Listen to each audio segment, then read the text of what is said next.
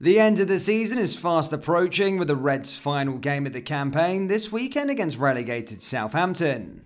We all know that the club are in for a very busy summer transfer window, but ahead of it, the club have secured a massive payday, of which we'll share with you why in today's video. Not only that, but we'll also go over all the latest Liverpool news from the last 24 hours. There is so much to cover in today's video.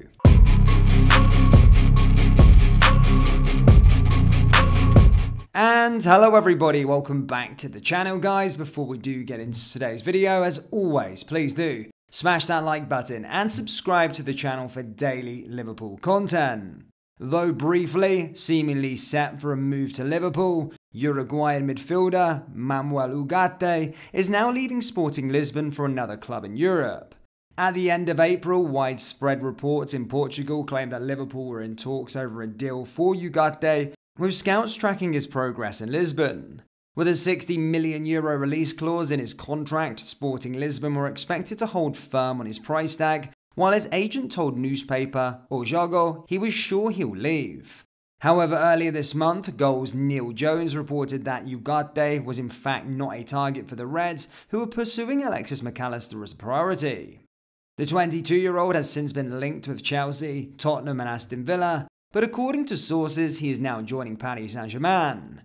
Portuguese newspapers report that the deal is closed, with PSG due to trigger his release clause and Ugarte agreeing a 5-year contract. L'Equipe in France describes the transfer as being very advanced, with sources close to the situation no longer having any doubts despite interest from the Premier League. Another French outlet, RMC Sport, claimed PSG have already reached an agreement with the player who will become their first signing of the summer. It is questionable whether this development can be considered a blow for Liverpool, with it unsure whether Ugarte was ever on the radar of the football club. More likely it is that Liverpool and their well-publicised need for midfield signings were used to boost the profile of talks over his future and perhaps even alert clubs like PSG to his availability. This will not be the only case of this throughout a long summer transfer window, and as often seen with the Reds recruitment, deals may instead come out of the blue. Liverpool have already been linked with a number of midfield targets by reliable sources on Merseyside, including Mason Mount, Ryan Gravenberch, Matheus Nunes, Romeo Lavia, João Paulina, Alex Scott and Thuram. Just a quick one guys, we do have Liverpool t-shirts available on our website, so do browse the collection by going to copyclothing.com or going down into the link in the description. We also offer free UK shipping on all orders. Let's get back into the video. As we mentioned in the intro, Liverpool have just one game left of the campaign, but have already confirmed 5th place in the Premier League after Wednesday's result between Manchester City and Brighton. The Reds cannot finish any lower than 5th and have a seriously outside chance of finishing a place above. Each position in the final standings is worth an extra few £1 million, a vital boost to the transfer kitty ahead of a busy summer transfer window.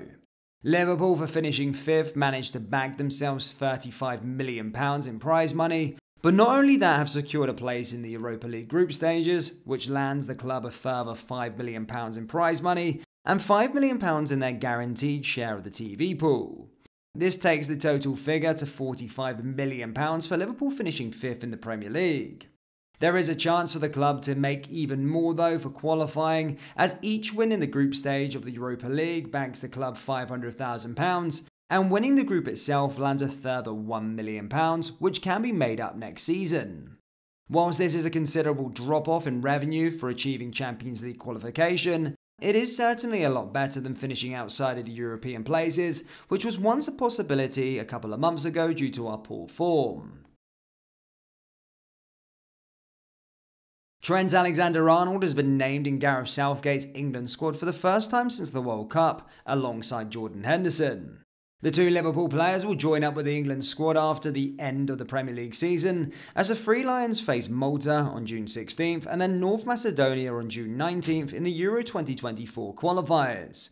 If they play both games, it will mean Henderson and Alexander-Arnold will have made at least 50 and 47 appearances, respectively for club and country over the course of this season.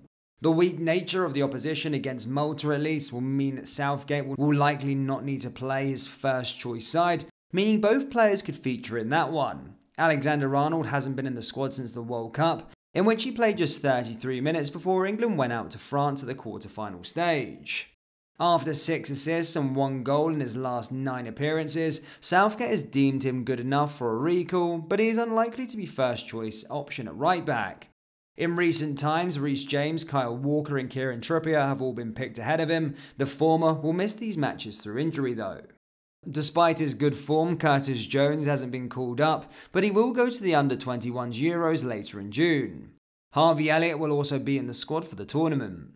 Elsewhere in the squad, Jude Bellingham has been selected, and he will hope to join up on the back of a Bundesliga title win.